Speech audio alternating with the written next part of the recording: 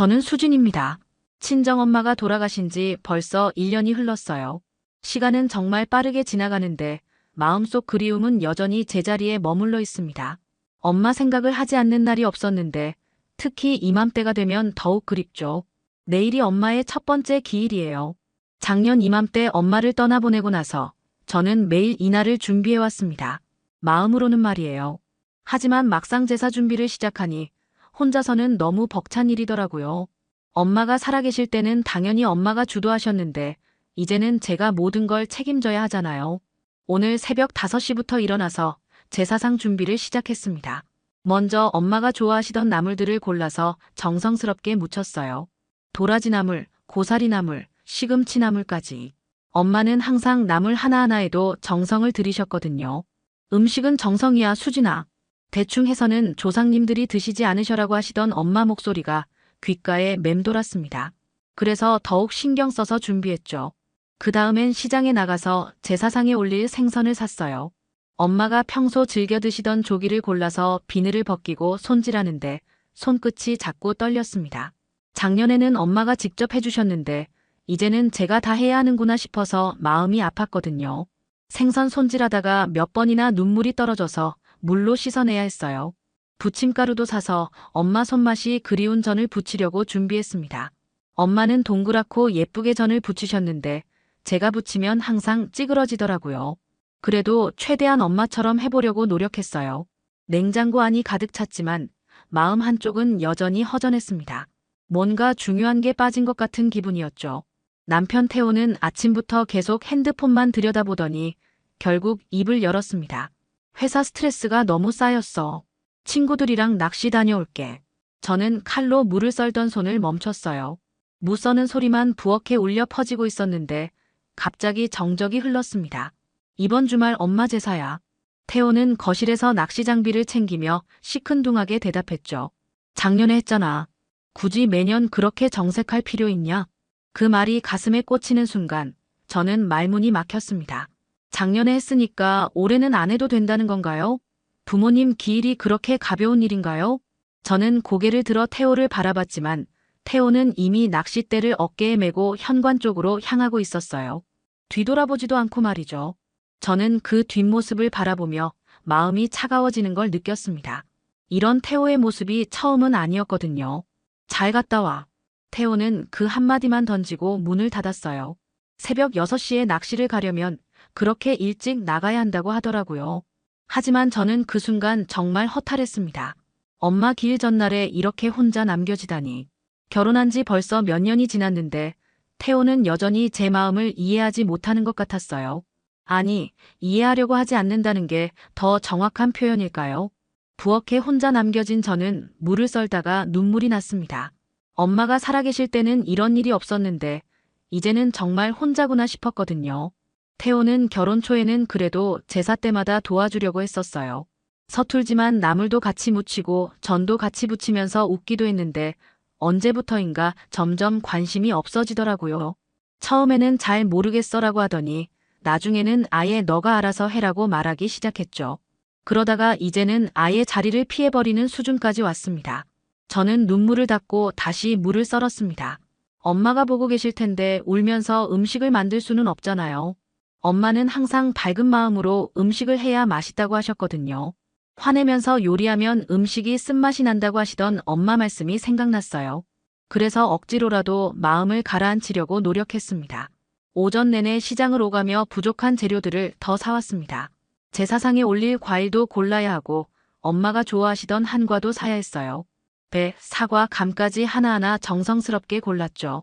우리 아이는 아직 4살이라 하루 종일 엄마 따라다니며 칭얼거렸어요. 엄마 언제 끝나? 심심해. 아빠는 언제 와? 하면서 말이죠. 평소 같았으면 태호가 아이를 봐줬을 텐데 오늘은 낚시를 가버려서 저 혼자 모든 걸 해야 했습니다. 잠깐만, 엄마가 할머니 드릴 음식 만들고 있어. 조금만 기다려줘. 아이에게 그렇게 말하면서도 가슴이 아팠어요. 아이는 친정할머니 얼굴도 제대로 기억하지 못할 텐데 엄마는 이 아이를 얼마나 예뻐하셨는지 몰라요. 아이가 태어났을 때 엄마는 눈물을 흘리며 기뻐하셨거든요. 우리 수진이가 엄마가 됐네라고 하시며 손자를 안고 행복해 하시던 모습이 아직도 선명합니다. 오후에는 전을 부치기 시작했습니다. 동그랑땡, 생선전, 호박전, 감자전, 부추전까지. 엄마가 해주시던 그 맛을 내려고 애썼지만 뭔가 부족한 것 같았어요. 엄마의 손맛은 정말 따라할 수 없는 건가 봅니다. 그래도 최선을 다했죠. 기름이 튀어서 손등이 빨갛게 됐지만 엄마 생각에 아픔도 잊었어요. 전을 하나씩 뒤집을 때마다 엄마가 옆에서 잘한다, 수진아라고 말씀하시는 것 같았습니다. 엄마는 항상 저를 격려해 주시던 분이었거든요. 저녁 무렵 제사상을 차리기 시작했습니다. 엄마 사진을 정중앙에 모시고 그 앞에 정성스럽게 준비한 음식들을 올렸어요. 밥 한 그릇, 국 한 그릇, 그리고 엄마가 좋아하시던 나물들과 전들까지. 상을 다 차리고 나니 정말 엄마가 앞에 앉아 계신 것 같았습니다. 엄마 사진 속 따뜻한 미소가 저를 바라보고 있었어요. 그 미소를 보고 있으니 마음이 좀 편해지는 것 같았죠. 밤이 되어서야 모든 준비가 끝났습니다.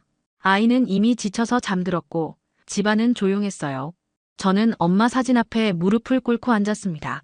하루 종일 바쁘게 움직이느라 엄마와 제대로 이야기할 시간도 없었는데 이제야 조용히 엄마를 마주할 수 있었습니다. 엄마, 올해도 나 혼자예요. 그 사람은 안 변하네요.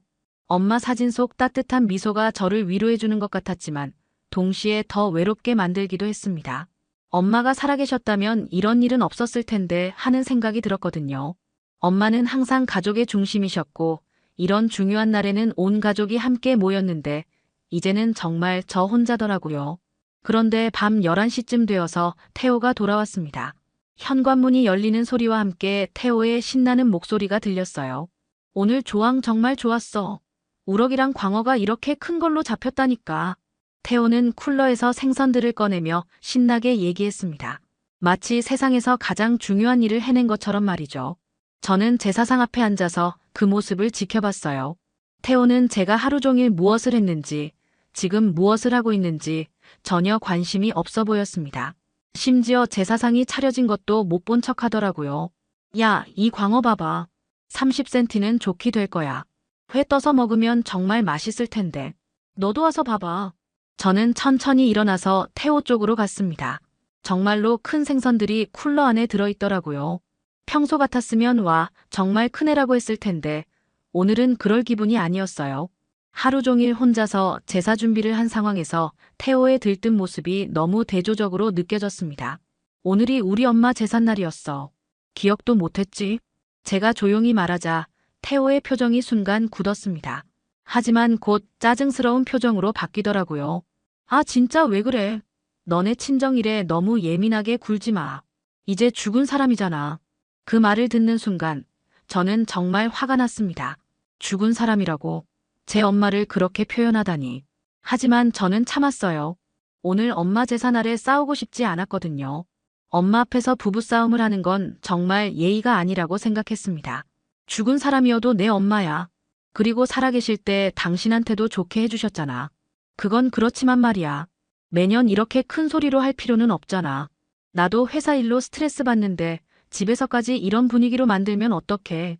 태호는 여전히 자신의 입장만 생각하고 있었습니다. 제가 하루 종일 얼마나 힘들었는지, 얼마나 외로웠는지는 전혀 생각하지 않았어요. 그냥 자신이 편하게 낚시 다녀온 것만 중요한 것 같았습니다. 저는 더 이상 말하고 싶지 않았어요. 태호와 이야기해봤자 달라질 게 없다는 걸 너무 잘 알고 있었거든요. 그래서 그냥 고개를 돌리고 다시 엄마 사진 앞으로 갔습니다. 그런데 며칠 뒤 갑작스럽게 시어머니께서 쓰러지셨다는 연락이 왔어요. 태호가 회사에 있을 때였는데 시아버지께서 다급하게 전화를 주셨습니다. 수진아, 어머니가 갑자기 쓰러져서 병원으로 실려가셨어. 빨리 와줘. 저는 아이를 재우고 급하게 병원으로 달려갔습니다. 중환자실 앞에서 시아버지와 태호가 기다리고 있었어요. 태호는 눈물을 흘리고 있었습니다. 평소에 눈물 한 번 보이지 않던 태호가 말이죠. 제발 엄마 좀 지켜줘. 당신밖에 없잖아. 태호는 제 손을 꽉 잡으며 간절하게 말했습니다. 그 순간 저는 복잡한 기분이었어요. 며칠 전에 제 엄마 제사 때는 그렇게 무관심했던 태호가 자신의 엄마 일에는 이렇게 절실해하다니. 하지만 저는 아무 말하지 않았어요. 지금은 그런 이야기를 할 때가 아니라고 생각했거든요. 병원에서 며칠을 지냈습니다. 저는 조용히 병원 뒷정리만 도우며 말없이 일을 처리했어요. 간병인 연결하고 병실 정리하고 시아버지 식사 챙기고 태호가 회사 일로 못하는 것들을 대신했습니다. 평소 같았으면 태호가 고마워했을 텐데 지금은 어머니 걱정에 그런 것도 눈에 들어오지 않는 것 같았어요. 역시 가족은 너밖에 없어. 이런 일이 생겨야 가족의 소중함을 알게 되네. 태호는 그렇게 말하며 제 어깨를 감쌌습니다. 하지만 저는 눈빛만 식었어요. 가족의 소중함이라고요? 제 엄마도 태호에게는 가족이었는데 그때는 왜 그런 마음을 갖지 못했을까요? 제가 얼마나 힘들어했는지는 왜 몰랐을까요? 시어머니 상태는 점점 악화됐습니다. 의사 선생님도 좋지 않은 얘기를 하기 시작했어요. 태호는 하루 종일 병원에서 지내며 어머니 손을 잡고 있었습니다. 저는 그런 태호를 보며 마음이 아팠어요. 아들이 어머니를 걱정하는 마음은 당연한 건데 왜 며칠 전 제 마음은 이해하지 못했을까 하는 생각이 들었습니다. 그리고 열흘 정도 지났을 때 결국 시어머니께서 유명을 달리하셨어요. 태호는 엄청 울었습니다. 정말 많이 울었어요. 태호는 어머니를 잃은 슬픔에 완전히 무너져 있었습니다. 병원에서부터 장례식장까지 저는 모든 절차를 도맡아서 처리했어요. 장례식장 예약부터 보고 연락, 음식 준비까지 모든 것을 제가 해야 했습니다. 태호는 슬픔에 빠져서 아무것도 할 수 없는 상태였거든요. 수진아, 정말 고마워. 너 없었으면 어떻게 했을지 모르겠어. 시아버지께서 제게 그렇게 말씀하셨지만 저는 그냥 해야 할 일을 했을 뿐이라고 생각했어요. 가족이니까 당연한 일이잖아요. 하지만 마음 한쪽으로는 씁쓸한 기분이 들었습니다. 제 엄마 일에는 이렇게 해주지 않았으면서 지금은 제가 모든 걸 다 해주기를 당연하게 여기는 것 같았거든요. 3일장으로 장례 일정이 잡혔습니다. 태호는 상주가 되어서 상복을 입고 조문객들을 맞이해야 했어요. 저도 며느리로서 상주 역할을 해야 했습니다. 평소 같았으면 당연히 했을 일이에요. 시어머니께서 저에게도 친엄마처럼 잘해주셨으니까 말이죠. 그런데 장례 준비를 하면서 태호가 한 말이 저를 완전히 돌아서게 만들었습니다. 상주 자리는 며느리가 맡아줘야지. 내가 혼자서는 못하겠어. 태호는 그렇게 말하며 제게 모든 걸 맡기려고 했어요. 조문객 응대, 음식 준비, 손님 접대까지 모든 것을 제가 도맡아서 하라는 거였습니다. 마치 그게 당연한 일인 것처럼 말이죠. 저는 그 순간 며칠 전 제 엄마 제사 때가 떠올랐습니다. 그때 태호는 죽은 사람이라고 했잖아요. 제가 혼자서 모든 준비를 하고 혼자서 절을 올리고 있을 때 태호는 낚시를 갔었습니다. 그런데 지금은 자신의 어머니 일에는 제가 모든 걸 다 해주기를 당연하게 여기고 있어요. 저는 조용히 대답했습니다. 나는 이제 죽은 사람보다 산 사람을 챙기기로 했잖아. 당신 논리대로. 태호는 순간 무슨 말인지 이해하지 못하는 표정이었어요. 하지만 저는 더 이상 설명하고 싶지 않았습니다. 태호가 제 마음을 이해하지 못한다면 저도 굳이 이해시키려고 애쓸 필요가 없다고 생각했거든요. 장례식 첫날이 시작됐습니다. 아침 일찍부터 조문객들이 오기 시작했어요. 시어머니와 가까웠던 분들, 시아버지 직장 동료들, 태호 친구들까지 정말 많은 사람들이 왔습니다. 태호는 상주복을 입고 입구에서 절을 받고 있었고 저는 원래라면 그 옆에서 함께 절을 받아야 했어요. 하지만 저는 그렇게 하지 않았습니다. 대신 아이와 함께 밖으로 나갔어요. 오랜만에 아이와 단둘이 시간을 보내고 싶었거든요. 놀이공원에 가서 아이가 좋아하는 놀이기구도 타고 맛있는 것도 사 먹었습니다. 아이는 정말 좋아했어요. 엄마, 오늘 정말 재밌어. 할머니는 언제 집에 와? 아이는 할머니가 돌아가신 걸 아직 제대로 이해하지 못했습니다. 저는 아이에게 할머니는 하늘나라에 가셨어라고 조심스럽게 설명해줬어요. 놀이공원에서 찍은 사진을 SNS에 올렸습니다. 아이가 웃고 있는 모습, 회전목마를 타는 모습, 솜사탕을 먹는 모습까지. 평소라면 이런 날에 이런 사진을 올리지 않았을 텐데 오늘은 달랐어요. 저는 의도적으로 사진을 올렸습니다. 태호가 제 엄마 제사날에 낚시를 갔던 것처럼 저도 똑같이 해주고 싶었거든요. 몇 시간 뒤 태호에게서 급한 전화가 왔어요. 어디 있어? 지금 당장 장례식장으로 와야 해. 태호의 목소리는 다급했습니다. 하지만 저는 침착하게 대답했어요. 아이랑 놀이공원에 있어. 오늘 날씨가 좋다고 해서. 지금 무슨 소리야? 어머니 장례식인데 며느리가 어디 갔다고 그래? 전화 너머로 태호의 당황한 목소리가 들렸어요. 아마 시가 사람들이 제게 대해 물어봤나 봅니다. 며느리는 어디 갔냐? 이런 날에 아내가 없으면 어떡해? 상주는 태호 혼자 하는 거야? 분명히 이런 말들을 들었을 거예요. 저는 그런 상황이 충분히 예상됐지만 전혀 마음이 아프지 않았습니다. 오히려 시원한 기분이었어요. 다음 날 아침, 저는 장례식장에 나타났습니다. 하지만 평소와는 다른 모습으로 말이죠. 손에는 낚싯대를 들고 아이스박스까지 끌고 갔어요. 어젯밤에 미리 준비해둔 거였습니다. 장례식장 안으로 들어가서 조문객들이 앉는 자리 옆 테이블의 낚시 장비들을 정리해서 놓았습니다. 사람들이 저를 이상하게 쳐다봤지만 저는 신경 쓰지 않았어요. 태호는 저를 보자마자 화들짝 놀라며 달려왔습니다. 지금 이게 무슨 짓이야? 여기가 어디인데 낚시 장비를 가져와? 태호의 목소리는 떨리고 있었어요. 주변 사람들의 시선이 모두 저희에게 집중됐습니다. 하지만 저는 담담하게 말했습니다. 오늘 좋은 날씨래서요. 어머니가 좋아하시던 갈치 잡으러 가려고요. 갈치를 왜 갑자기? 당신도 우리 엄마 제사날 그랬잖아. 똑같이 해주는 중이야. 그 말을 듣는 순간 태호의 얼굴이 새하얗게 변했습니다. 드디어 제 의도를 이해한 것 같았어요. 주변에 있던 시가 친척들도 무슨 일인지 궁금해하며 저희를 바라봤습니다. 수진아, 제발 이러지 마. 지금 어머니 장례식이야. 맞아요. 장례식이죠. 그런데 왜 제가 여기 있어야 해요? 당신 말대로 하면 이제 죽은 사람인데 굳이 매년 이렇게 정색할 필요 있나요? 제가 태호가 했던 말을 그대로 따라하자 태호는 완전히 당황했습니다. 주변 사람들도 저희 대화를 듣고 있어서 태호는 더욱 난처해 보였어요. 그때는 내가 잘못 생각했어. 미안해. 미안하다고 해서 달라지는 건 없어요. 저는 당신이 제 엄마한테 한 것처럼 할 뿐이에요. 저는 낚싯대를 정리하며 일어났습니다. 그리고 태호에게 마지막으로 말했어요. 갈치가 잘 잡히는 포인트가 있다고 하더라고요. 어머니도 생선 좋아하셨으니까 기뻐하실 거예요. 태호는 아무 말도 할 수 없었습니다. 제가 그동안 얼마나 상처받았는지, 그날 얼마나 외로웠는지 이제야 조금이라도 이해하게 된 것 같았어요. 저는 낚시 장비를 들고 장례식장을 나섰습니다. 뒤에서 태호가 제 이름을 부르는 소리가 들렸지만 돌아보지 않았어요. 정말로 바다로 갈 생각은 없었지만 태호에게는 그렇게 보이게 하고 싶었습니다. 저는 정말로 장례식장을 나와서 차에 낚시 장비를 실었습니다. 태호가 뒤따라 나왔지만 저는 시동을 걸고 그대로 떠났어요. 백미러로 보니 태호가 저를 부르며 손을 흔들고 있었지만 저는 돌아보지 않았습니다. 사실 바다로 갈 생각은 전혀 없었어요. 대신 친정 언니 집으로 갔습니다. 언니는 제 모습을 보고 깜짝 놀랐어요. 수진아, 무슨 일이야? 시어머니 장례식 중인데 왜 여기 와? 저는 언니에게 그동안 있었던 일들을 모두 털어놨습니다. 엄마 제사날 태호가 낚시 간 일, 제가 혼자서 모든 걸 준비했던 일, 그리고 오늘 제가 한 일까지 말이죠. 언니는 제 이야기를 듣고 한숨을 쉬었어요. 그동안 많이 힘들었구나. 엄마 돌아가시고 나서 내가 혼자 다 감당하느라 얼마나 속상했을지 알겠어. 언니의 위로가 고마웠지만 저는 이미 마음을 정한 상태였습니다. 더 이상 태호와 함께 살 수 없다는 걸 확실히 깨달았거든요. 태호에게서 하루에 몇십 통씩 전화가 왔지만 받지 않았어요. 문자도 계속 왔습니다. 수진아, 제발 돌아와. 내가 잘못했어.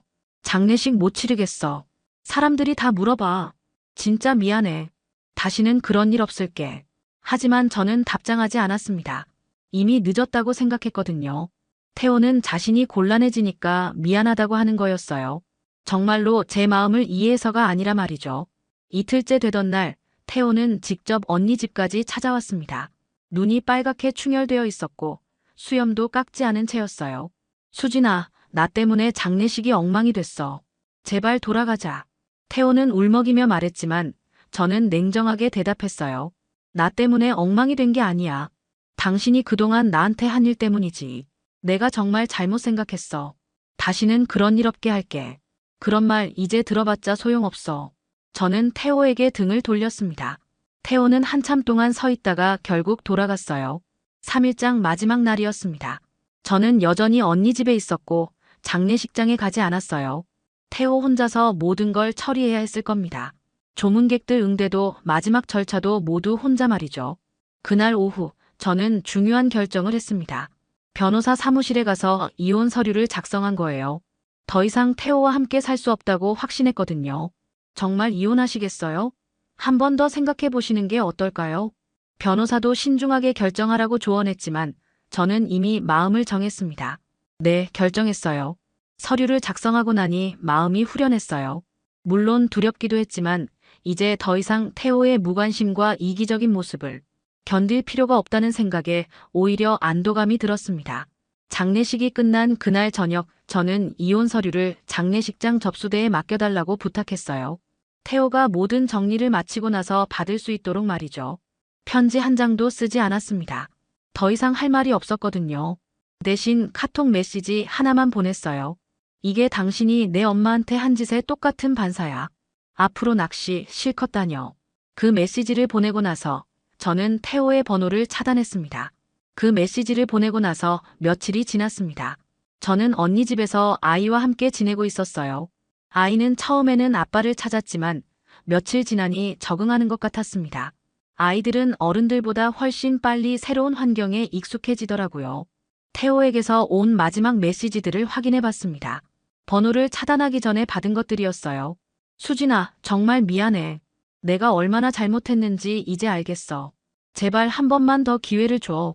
정말 달라질게. 아이는 아빠가 필요해. 우리 다시 시작하자. 하지만 저는 더 이상 태호의 말을 믿을 수 없었습니다.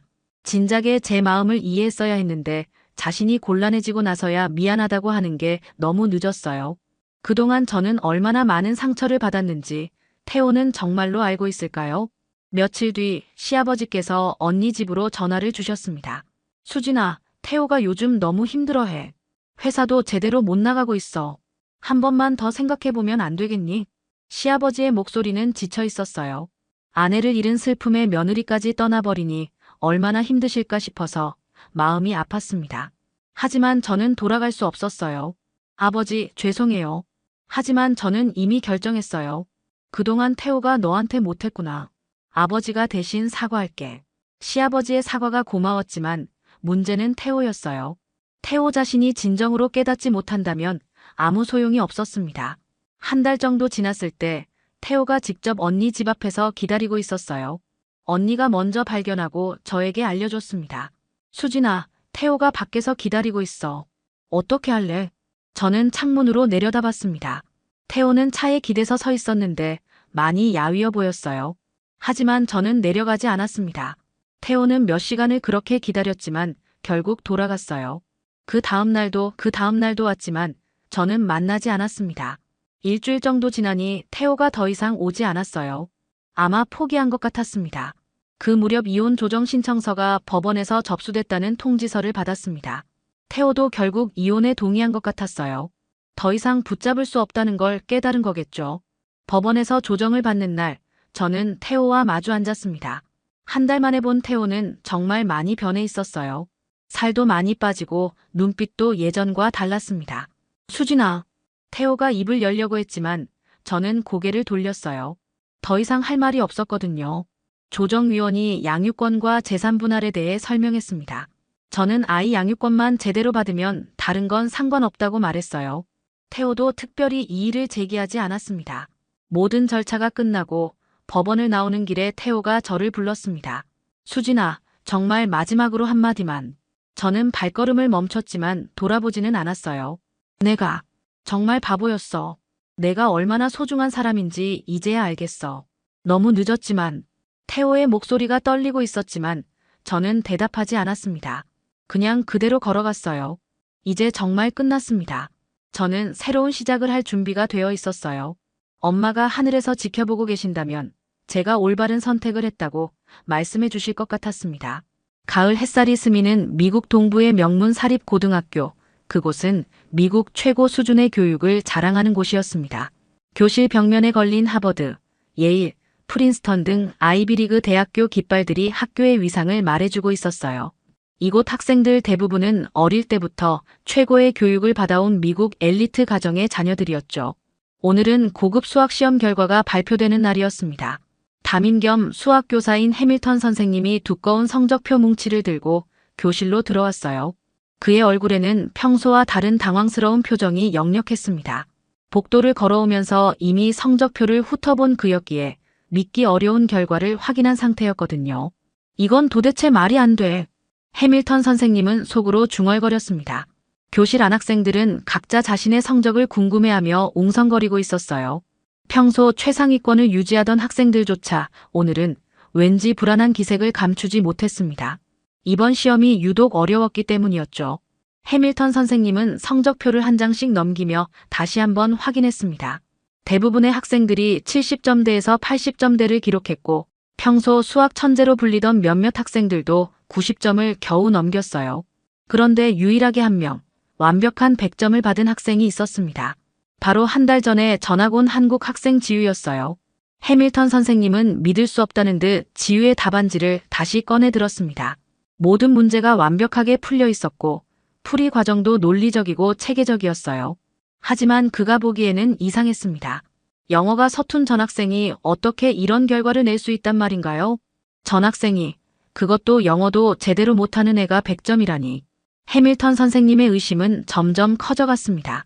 지우는 교실 뒤편 구석진 자리에 조용히 앉아 있었어요. 다른 학생들처럼 성적 발표를 초조하게 기다리는 모습도 없었고 오히려 차분하게 다음 시간 수업 준비를 하고 있었습니다. 그 침착한 모습이 해밀턴 선생님에게는 더욱 의심스럽게 보였어요. 수업이 끝나자마자 해밀턴 선생님은 지우를 교무실로 불렀습니다. 지우, 잠깐 교무실로 와보겠니? 그의 목소리에는 평소와 다른 차가운 기운이 감돌았어요. 다른 학생들은 서둘러 교실을 나가면서도 힐끗힐끗 지우를 바라봤습니다. 교무실은 고요했어요. 다른 선생님들은 모두 수업을 하러 나간 상태였고 오직 해밀턴 선생님과 지우만이 무거운 침묵 속에서 마주 앉았습니다. 해밀턴 선생님은 지우의 답안지를 책상 위에 놓고 팔짱을 꼈어요. 그의 표정에는 확신에 찬 의심이 드러나 있었습니다. 지우야, 우리 정직하게 얘기해보자. 해밀턴 선생님의 눈빛이 날카로워졌어요. 시험 문제를 미리 본 거지. 아니면 누군가에게 도움을 받았거나. 이런 결과가 나올 리가 없거든. 지우는 당황스러운 표정을 지었습니다. 영어가 서툰 탓에 선생님의 말을 완전히 이해하는데 시간이 걸렸지만 선생님이 자신을 의심하고 있다는 것만큼은 분명히 알 수 있었어요. 가슴 한편이 답답해졌습니다. 아니에요, 선생님. 지우는 최대한 차분하게 대답했습니다. 저는 그냥 문제를 풀었을 뿐입니다. 정말로요. 해밀턴 선생님은 비웃듯 코웃음을 쳤어요. 그냥 풀었다고. 이 학교에서 15년간 가르쳐왔지만 이런 경우는 처음이야. 우리 학교 최고 수학 천재들도 90점 받기 어려운 시험을 전학생이 100점 받는다는 게 말이 되니? 지우는 말없이 고개를 숙였습니다. 변명할 말을 찾기 어려웠어요. 자신의 실력을 어떻게 증명해야 할지 모르겠고 영어로 복잡한 설명을 하기에는 아직 실력이 부족했습니다. 무엇보다 선생님이 이미 마음을 정한 것 같아 답답했어요. 좋아, 내일 수업 시간에 다시 한번 확인해보자. 해밀턴 선생님의 목소리에는 확신이 담겨 있었어요. 이번에는 모든 학생들이 보는 앞에서 커닝없이 진짜 실력으로 말이야. 다음 날 수학 시간이 되었습니다. 해밀턴 선생님은 평소보다 일찍 교실에 들어와 칠판을 깨끗하게 지우고 책상 위를 정리했어요. 학생들이 하나둘 자리에 앉을 때마다 그는 지우를 향해 의미심장한 시선을 보냈습니다. 오늘은 아주 특별한 수업을 해보겠습니다. 해밀턴 선생님이 칠판 앞에 서서 말했어요. 어제까지의 의심을 말끔히 해소할 수 있는 시간이 될 거예요. 교실 안 학생들은 웅성거리기 시작했습니다. 평소와 확연히 다른 분위기에 모두들 긴장하며 서로를 바라봤어요. 특히 지우를 향한 시선들이 많아졌죠. 오늘은 커닝없이 진짜 실력을 봅시다. 해밀턴 선생님의 목소리가 교실 전체에 울려 퍼졌습니다. 그는 의도적으로 지우를 바라보며 말했어요. 학생들은 이제 무슨 일이 벌어지고 있는지 완전히 눈치챘습니다. 해밀턴 선생님은 칠판에 복잡한 수식을 적기 시작했어요. 평소 고등학교 과정을 훨씬 뛰어넘는 대학교 수준의 응용 문제였습니다. 미분방 정식과 행렬이 얽힌 고난도 문제였죠. 학생들은 칠판을 바라보며 당황스러운 표정을 지었습니다. 자, 한국에서는 이런 걸 배웠을지 모르겠네요. 해밀턴 선생님이 지우를 향해 도전적인 시선을 보내며 말했어요. 혹시 이 문제를 풀 수 있나요? 교실에서 킥킥거리는 웃음소리가 새어나왔습니다. 몇몇 학생들이 서로 눈짓을 주고받으며 수군거렸어요. 저게 한국에서 온 애라며. 앞자리에 앉은 제이슨이 옆 친구에게 속삭였습니다. 거기선 그냥 외우는 것만 가르친다고 들었는데. 맞아, 창의적 사고는 못한다던데. 사라도 맞장구 쳤어요. 암기만 잘하고 응용은 못할 걸. 학생들의 수군거림이 점점 커졌습니다. 평소 조용했던 지우에 대한 편견들이 하나둘 드러나기 시작했어요. 해밀턴 선생님은 이런 분위기를 즐기는 듯 미소를 지었습니다. 어떠세요, 지우? 해밀턴 선생님이 다시 물었어요. 이 문제를 풀 수 있나요? 지우는 자리에서 천천히 일어났습니다. 교실 안 모든 시선이 그녀에게 집중됐어요. 그녀의 마음속에는 복잡한 감정들이 휘몰아쳤습니다. 분노와 서운함, 그리고 자신을 증명해야 한다는 의무감이 뒤섞여 있었죠. 풀어보겠습니다. 지우가 조용히 대답했어요. 그녀는 칠판으로 향했습니다. 발걸음마다 교실 안 긴장감이 높아졌어요. 해밀턴 선생님이 분필을 건네주자 지우는 그것을 받아들었습니다. 분필을 쥔 그녀의 손이 살짝 떨리고 있었어요. 정말 풀 수 있어? 뒤에서 누군가 작은 목소리로 중얼거렸습니다. 지우는 칠판 앞에서 문제를 다시 한번 천천히 읽었어요. 복잡해 보이는 수식들이 그녀의 눈앞에서 차근차근 정리되기 시작했습니다. 이 정도 문제라면 한국에서 수없이 풀어본 유형이었어요. 해밀턴 선생님은 팔짱을 끼고 지우를 지켜봤습니다. 그의 얼굴에는 이제 내 정체가 드러날 것이라는 확신이 가득했어요. 학생들도 숨을 죽이며 지우의 움직임을 주시했습니다. 시작해보세요. 해밀턴 선생님이 말했어요. 지우는 분필을 칠판에 대고 첫 번째 수식을 적기 시작했습니다. 그 순간부터 교실의 분위기가 서서히 바뀌기 시작했어요. 그녀의 손에서 흘러나오는 수식들이 놀라울 정도로 정확하고 체계적이었기 때문입니다. 지우의 손에서 분필이 멈추지 않았습니다. 첫 번째 수식을 적자마자 그녀는 망설임 없이 다음 단계로 넘어갔어요. 칠판 왼쪽에서 시작된 미분방 정식 풀이가 마치 물 흐르듯 자연스럽게 진행되었습니다. 교실 안 학생들은 점점 웅성거림을 멈추고 그녀의 움직임만을 지켜봤어요. 이건 진짜네. 제이슨이 작은 목소리로 중얼거렸습니다. 그의 얼굴에는 믿을 수 없다는 표정이 역력했어요. 지우는 칠판 한쪽에 편미분 공식을 정리한 후 다른 쪽에는 행렬 계산을 시작했습니다. 두 개의 완전히 다른 수학 영역을 동시에 다루면서도 전혀 헷갈리지 않았어요. 오히려 각각의 풀이 과정이 서로 유기적으로 연결되어 하나의 완벽한 해답으로 수렴해가고 있었습니다. 해밀턴 선생님의 표정이 서서히 굳어지기 시작했어요. 처음에는 확신에 찬 미소를 지었던 그였지만 지우의 풀이를 보면서 점점 당황스러워했습니다. 이 문제는 자신이 대학원에서 배웠던 수준의 고난도 문제였는데 고등학생이 이렇게 막힘없이 풀어나간다는 것이 도무지 믿기지 않았어요. 칠판 가운데 부분에 복소수 계산이 나타났습니다. 지우는 복소 평면을 그리고 오일러 공식을 자연스럽게 적용했어요. 복소수의 성질을 이용해 문제를 단순화시키는 과정에서 삼각함수와 지수함수까지 완벽하게 연결시켰습니다. 마치 수학의 모든 영역이 하나의 아름다운 그림처럼 조화롭게 어우러지고 있었어요. 저게 정말 우리와 같은 고등학생이야? 사라가 옆 친구에게 속삭였어요. 그녀의 목소리에는 경외감이 담겨 있었습니다. 시간이 흘러갈수록 칠판은 정교하고 체계적인 수식들로 가득 찼습니다. 지우는 중간 계산 과정도 생략하지 않고 모든 단계를 명확하게 보여줬어요. 실수할 여지를 전혀 남기지 않는 완벽한 논리적 전개였습니다. 심지어 각 단계마다 왜 그런 방법을 선택했는지도 간단한 주석으로 설명해 두었어요. 교실 안은 점점 더 조용해졌습니다. 처음에 킥킥거리며 비웃었던 학생들도 이제는 진지한 표정으로 칠판만을 바라보고 있었어요. 누군가 연필을 떨어뜨리는 소리조차 크게 들릴 만큼 정적이 흘렀습니다. 모든 학생들이 숨을 죽이고 지우의 마법 같은 풀이에 빠져들었어요. 마침내 지우가 최종 적분 계산을 마쳤습니다. 칠판 맨 아래쪽에 깔끔하게 정리된 최종 답안이 나타났어요. 복잡했던 미분방 정식과 행렬, 복소수가 모두 하나의 간단한 식으로 정리되어 있었습니다. 그녀는 분필을 조심스럽게 내려놓고 천천히 뒤를 돌아봤어요. 교실 전체가 완전히 얼어붙었습니다. 30명의 학생들이 모두 입을 벌린 채 칠판을 바라보고 있었어요. 아무도 말을 하지 않았지만 모두의 눈빛에는 놀라움과 경외감이 가득했습니다.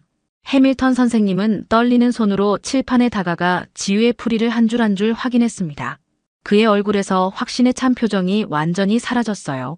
대신 믿을 수 없다는 당황스러움과 두려움이 드러났습니다. 이건 완벽하네. 한 학생이 거의 속삭이듯 중얼거렸어요. 지우는 여전히 조용히 칠판 앞에 서 있었습니다. 교실을 바라보는 그녀의 눈빛에는 차분함과 동시에 약간의 서운함이 섞여 있었어요. 칠판 가득 채워진 완벽한 풀이를 바라보며 교실 안에는 죽음 같은 침묵이 흘렀습니다. 누구도 감히 말을 꺼내지 못했어요. 지우는 분필을 깔끔하게 정리하고 칠판을 한 번 더 돌아봤습니다. 모든 계산이 정확했고 풀이 과정도 논리적으로 완벽했어요. 해밀턴 선생님은 떨리는 손으로 칠판에 다가갔습니다. 그는 지우의 풀이를 한 줄 한 줄 점검했어요. 미분방 정식 부분, 행렬 계산, 복소수 영역까지 모든 과정이 대학교 수학과 교수가 풀어도 손색 없을 정도로 완벽했습니다. 그의 얼굴에서 혈색이 사라졌어요. 이런 일이. 해밀턴 선생님이 중얼거렸습니다. 학생들은 여전히 말문이 막힌 상태였어요.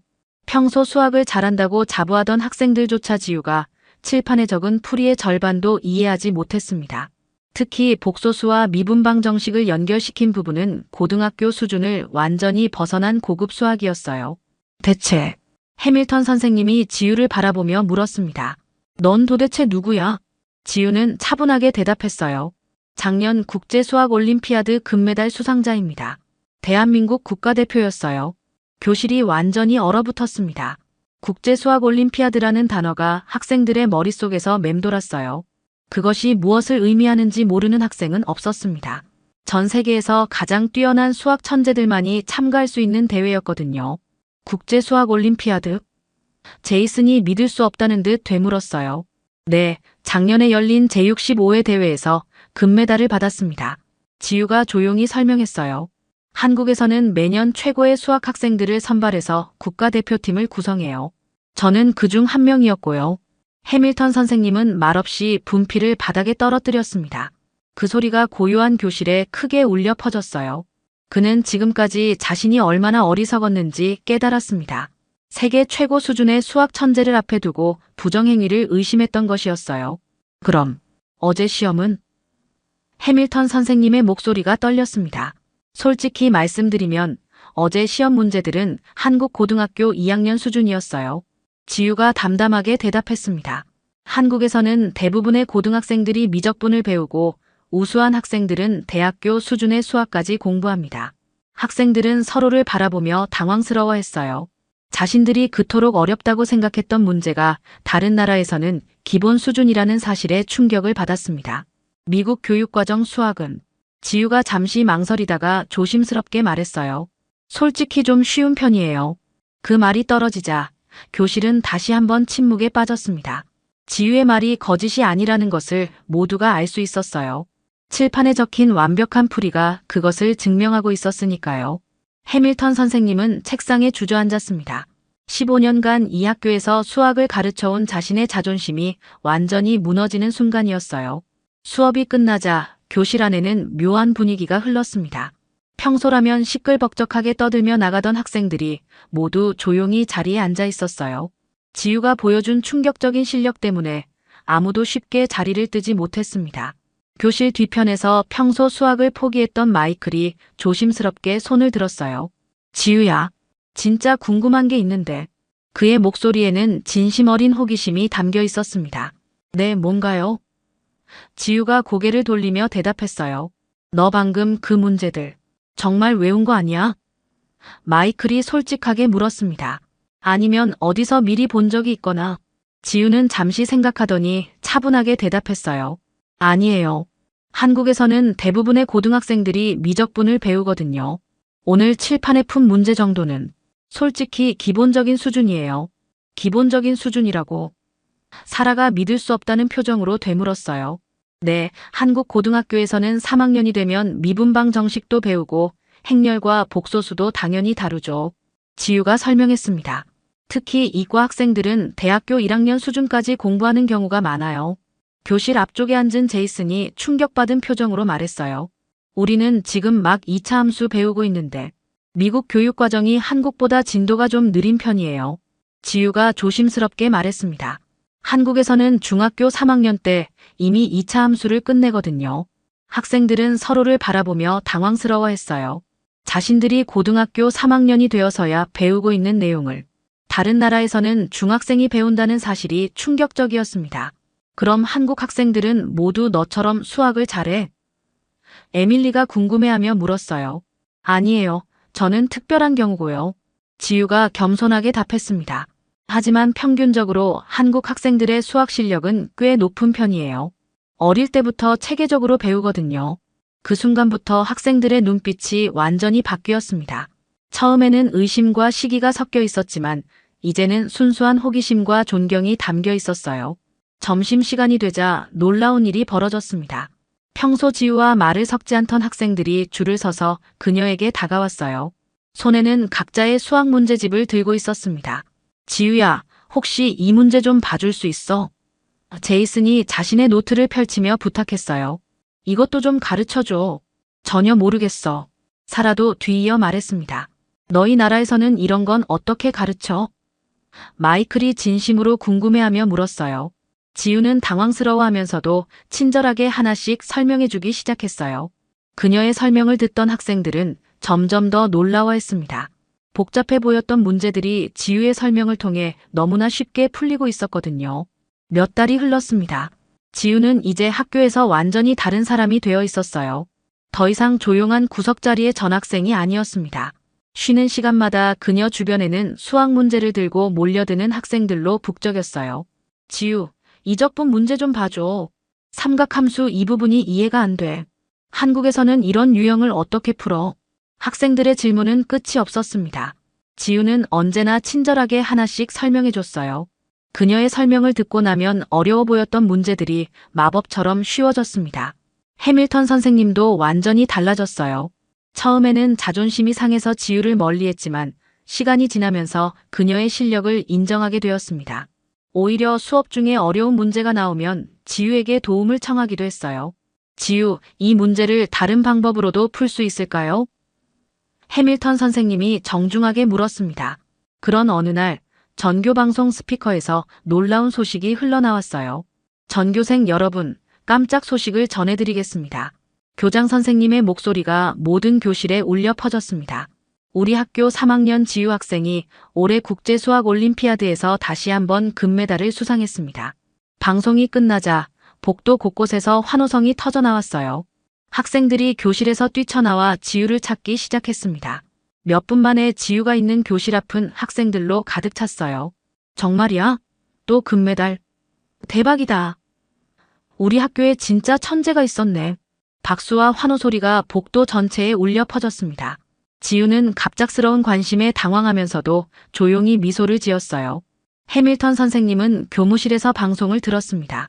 그는 창문 너머로 학생들이 지유를 축하하는 모습을 바라보며 깊은 감회에 빠졌어요. 몇 달 전 자신이 얼마나 어리석었는지 다시 한번 깨달았습니다. 2번의 금메달. 해밀턴 선생님이 혼잣말로 중얼거렸어요. 난 그녀의 첫 번째 금메달은 의심했지만 2번째 금메달은 영광이야.